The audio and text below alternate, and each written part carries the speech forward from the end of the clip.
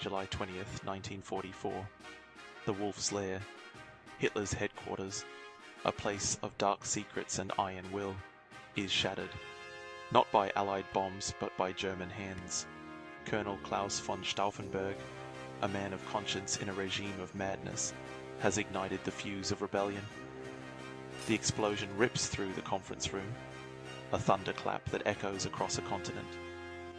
News spreads like wildfire. The Führer is dead, the architect of unimaginable suffering, silenced. In Berlin, the conspirators of Operation Valkyrie spring into action. The War Ministry is secured.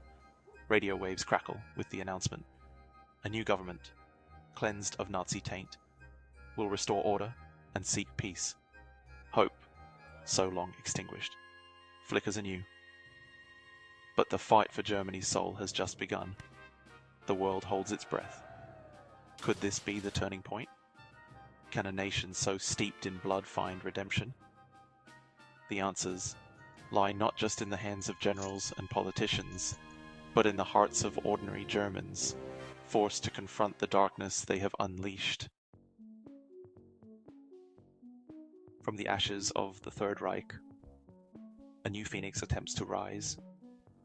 General Ludwig Beck, a respected military strategist and staunch opponent of Hitler's tyranny, assumes the mantle of leadership.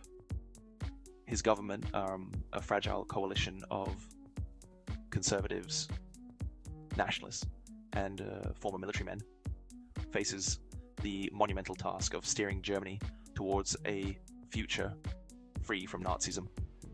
Their first act, denouncing the atrocities of the Holocaust, a truth too horrific for many to comprehend, yet impossible to ignore. The machinery of genocide grinds to a halt. Concentration camps liberated, revealing the true depths of Nazi barbarity. But the ghosts of the past are not easily exorcised. Elements within the Wehrmacht, fanatically loyal to the Führer's memory, refuse to acknowledge the new regime. The Gestapo, though weakened, still casts a long shadow, its network of informants and assassins a hidden threat. The new Germany is a nation caught between its past and an uncertain future, a nation desperate for peace yet haunted by the spectre of war. With Hitler gone, the Allied powers face a dilemma.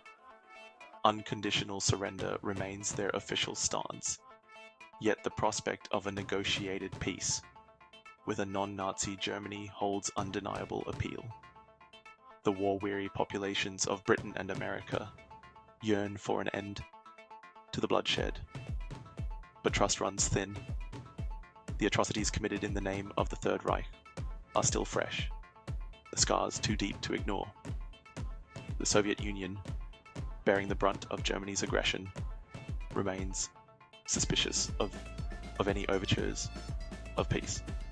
Stalin, ever the pragmatist, sees an opportunity to expand Soviet influence westward. Amidst this geopolitical chess match, a daring, even unthinkable possibility emerges. Winston Churchill, the bulldog of Britain, recognizes the growing threat of Soviet expansionism. Secret back channels are opened with Beck's government. Could former enemies unite against a common foe? The fate of Europe and perhaps the world hangs in the balance. The world watches, hope and trepidation intertwined, as the new German government extends a hand towards peace. But the path to redemption is fraught with obstacles. The Allies, scarred by years of conflict, demand nothing less than unconditional surrender. The terms complete demilitarization, occupation of German territory, and reparations for the unimaginable suffering inflicted upon the world. Beck finds himself trapped between the proverbial rock and a hard place. Accepting these terms would be tantamount to national humiliation, a bitter pill for a nation still grappling with the consequences of its past. Refusing them means prolonging the bloodshed, risking the very survival of the fledgling German state. The negotiations drag on, a stalemate etched in the ruins of a continent. Each day that passes without resolution deepens the divides, fuels the fires of resentment, and sows the seeds of future conflict. The dream of a swift end to the war recedes, replaced by the grim reality of a world on the brink of a new, potentially more perilous chapter. Section 5. Shadows of the Swastika. Internal conflicts and resistance. Hitler's death exposes deep fissures within German society. Nazi indoctrination leaves a legacy of suspicion and hatred. Some welcome the new regime, others cling to Nazi ideology. Neo-Nazi groups emerge, determined to sabotage peace. Resistance movements find themselves divided.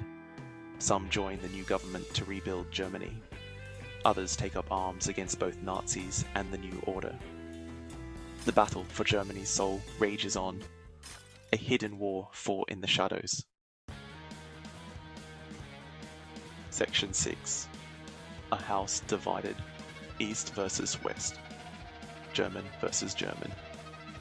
As the war in Europe ends, a new conflict begins. The alliance between the Western Allies and the Soviet Union crumbles under suspicion and competing ideologies. The Soviets establish a buffer zone in Eastern Europe. The Western Allies seek to contain Soviet influence. Germany becomes the epicenter of the Cold War. Divided by the victors, Germany mirrors the global struggle. Germans, once united, now face each other across a fortified border. Section 7. The Iron Curtain falls. Differently, the years following the war see the world locked in a tense standoff between the United States and the Soviet Union. The threat of nuclear annihilation hangs heavy in the air. The Cold War, with its proxy wars and espionage, defines the latter half of the 20th century. In this alternate timeline, the absence of Hitler's ambition creates a different dynamic. Germany, though divided, becomes a crucial player in the global game. The West German economy, fueled by Marshall Plan aid, experiences an economic miracle. East Germany, though under Soviet domination, benefits from the absence of crippling reparations. While still a police state, it becomes more prosperous and less repressive. Section 8. Ghosts of what might have been. A different kind of Cold War. The Cold War in this alternate timeline takes on a different character. The ideological battle between East and West remains, but the absence of Hitler's crimes against humanity creates a more nuanced and complex geopolitical landscape. Germany, no longer the pariah state of our timeline, becomes a bridge between East and West, a conduit for dialogue and understanding. The threat of nuclear war, while ever present, tempered by the shared history of 2 world wars and the recognition that such a conflict would be catastrophic for all involved. The Soviet Union, facing a more prosperous and less threatening West, is forced to confront its own internal contradictions. The seeds of reform, sown by the absence of an existential external enemy, begin to take root. The world watches, with a mixture of hope and trepidation, as the 2 superpowers navigate this new, less confrontational, but no less perilous era. Section 9. Legacy of the Valkyrie, a world forever altered. Operation Valkyrie, though not preventing World War II's horrors, changed history. The world emerged different, shaped by choices made and paths not taken. Millions were saved, sparing the world from the Holocaust's suffering. the Cold War unfolded with less fervor, understanding global conflict's consequences. Germany emerged as a beacon of democracy and prosperity. Operation Valkyrie's legacy reminds us of the human spirit's yearning for freedom. It calls future generations to safeguard the lessons of the past.